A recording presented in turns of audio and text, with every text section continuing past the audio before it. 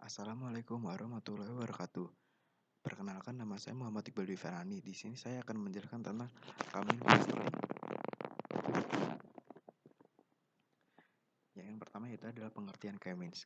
Pengertian K-means sendiri adalah salah satu metode data clustering non-hierarki yang mempartisi data ke dalam bentuk salah satu atau lebih klaster kelompok, sehingga data yang memiliki karakteristik yang sama dikelompokkan dalam satu klaster yang sama, dan data yang memiliki karakteristik yang berbeda dikelompokkan ke dalam kelompok lain. Pada algoritma ini akan ditentukan terlebih dahulu jumlah klaster yang untuk dikategori data, dan pemilihan centroid point tidak harus ditentukan dan dibatasi. Hal ini berarti bahwa boleh memilih sembarang objek untuk menentukan titik tengah klaster. Berikut adalah merupakan langkah-langkah pada K-means. Tujuan K-means.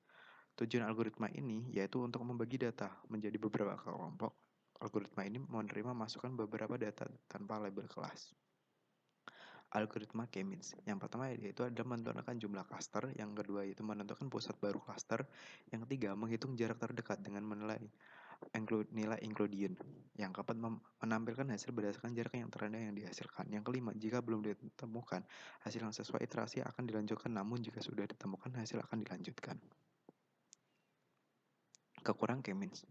Kekurangan K-means yang pertama adalah bila jumlah data tidak terlalu banyak, mudah untuk menentukan klaster awal. Yang kedua, tidak pernah mengetahui real cluster dengan menggunakan data yang sama, namun dimasukkan dengan cara yang berbeda. Mungkin dapat memproduksi klaster yang berbeda jika jumlah datanya sedikit. Kelebihan K-means, yaitu yang pertama, mudah untuk diimplementasikan dan dijalankan. Yang kedua, waktu yang dibutuhkan untuk menjalankan pembelajaran ini relatif cepat. Yang ketiga, mudah untuk diadaptasi. Yang keempat, umum digunakan. Flowchart K-means. Ini adalah salah satu flowchart K-means.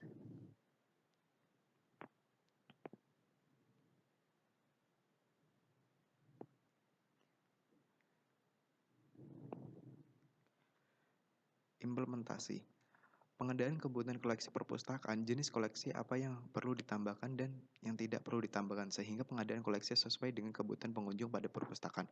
Analisa menggunakan K-means clustering akan membantu pengelolaan perpustakaan dalam mendefinisikan kebutuhan. Penelitian ini, data yang diolah berdasarkan data pengunjung perpustakaan, simulasi berdasarkan usia, gender, pekerjaan, dan level pendidikan pengunjung. Dari data pengunjung dan 4 variabel tersebut akan ditentukan bahwa pengunjung dengan kriteria tertentu lebih dominan untuk melakukan peminjaman jenis koleksi tertentu.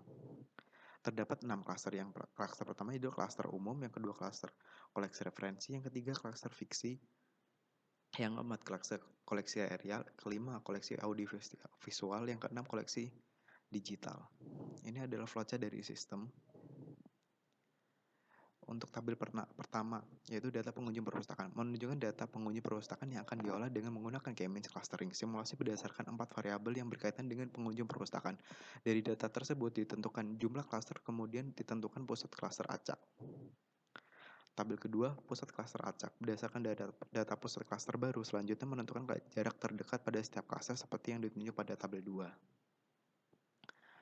Yang ketiga yaitu adalah jarak setiap data pada pusat klaster. Berikut merupakan hasil klaster sementara pada tabel 4. Terlihat 7 data klaster 1, 8 data klaster 2, 1 data klaster 3, 6 data klaster 4, 2 data pada klaster 5. Tabel 4 hasil sementara klaster.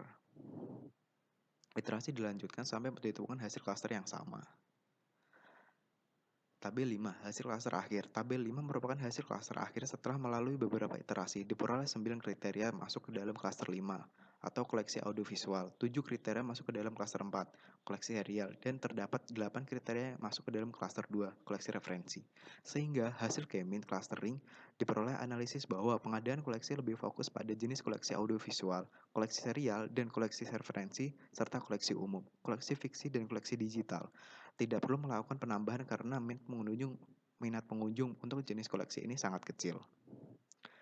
Kesimpulannya, hasil dari implementasi tersebut adalah pengunjung dengan kriteria tertentu lebih dominan untuk melakukan peminjaman jenis koleksi tertentu. Terdapat 9 kriteria yang masuk dalam C5 atau koleksi audiovisual, 7 kriteria yang masuk ke dalam C4 atau koleksi serial, dan 8 kriteria yang masuk ke dalam C2 atau koleksi referensi. Koleksi visi dan koleksi digital tidak perlu dilakukan penambahan karena minat pengunjung untuk jenis koleksi ini sangat kecil. Untuk kesimpulan dari K-means clustering sendiri yaitu K-means algoritma merupakan algoritma yang sederhana. Yang kedua, K-means clustering mampu menyelesaikan permasalahan yang ada.